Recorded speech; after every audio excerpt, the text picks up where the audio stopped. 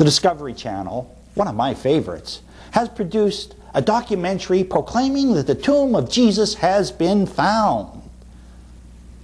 Is this claim valid? The answer is no. When the tomb was first uncovered in 1980, the original archaeologist recorded all the names found there, noted each of them, and went on about their archaeological work and careers, making no such claim. In the mid-1990s, the BBC came along, made a documentary proclaiming this is the tomb of Jesus, and there was an outcry from the scholarly community that sent that documentary quickly into oblivion. Why? Because the names of Mary, Jesus, and Joseph were some of the most common of the era in first century Judea and Galilee. But let's look at the names found there. First, the one and only inscription that was done in Greek. The one that the producers claim is Mary Magdalene's final resting place. But does it say Mary Magdalene there? Absolutely not. It says Mary, known as Master, Maria Memne Amara. Quite different from Mary of Magdala, Mary the Magdalene. Well, why would they say that this is Mary Magdalene? Well, they quote a Harvard scholar as saying that the early Christians referred to Mary Magdalene by this title and name. Did they?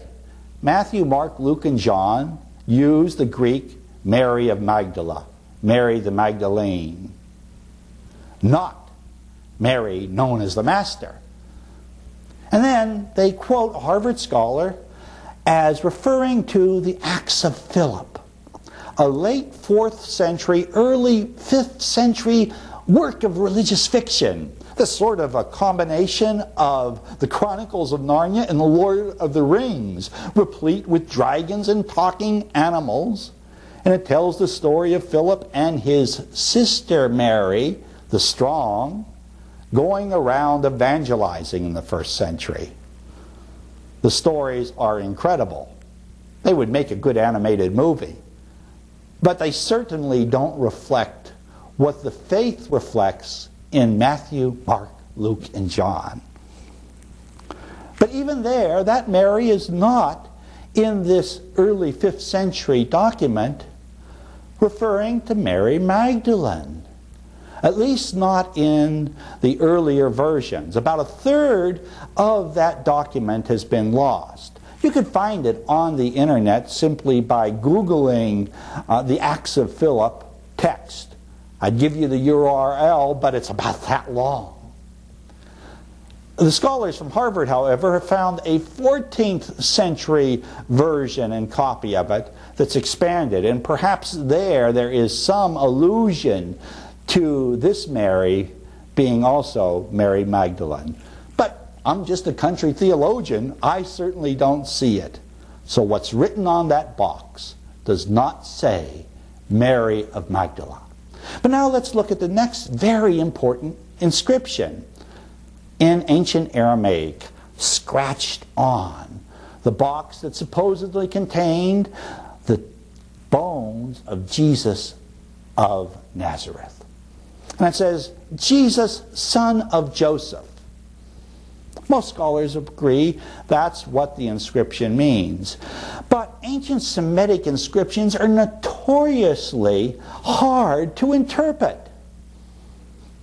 One scholar, at least, from the University of the Holy Land found in Jerusalem, Stephen Fawn, says he believes that it doesn't say Jesus, son of Joseph, but Hanun, son of Joseph. Which, if that's the case, the whole documentary immediately collapses. But even if it does say Jesus, son of Joseph, such inscriptions were found on many ancient tombs because the names were so common.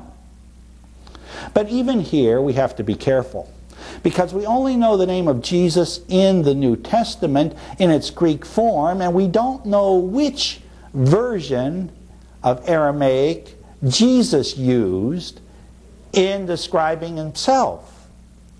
There were many versions. The same with the name Mary. There are at least 13 and maybe many more variations of the name Mary in ancient Semitic languages.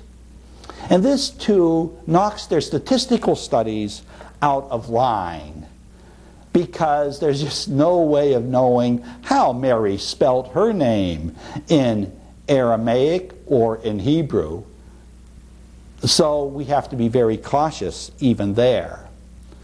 But there is nothing in that tomb which really convincingly points to any New Testament figure.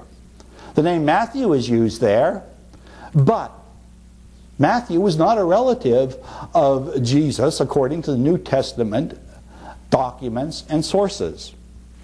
Also, one of the producers is connected with the famous or infamous box of James, the brother of the Lord, which they actually bring up in this documentary, which was found to have faked inscriptions on the box by the Israeli Department of Antiquities.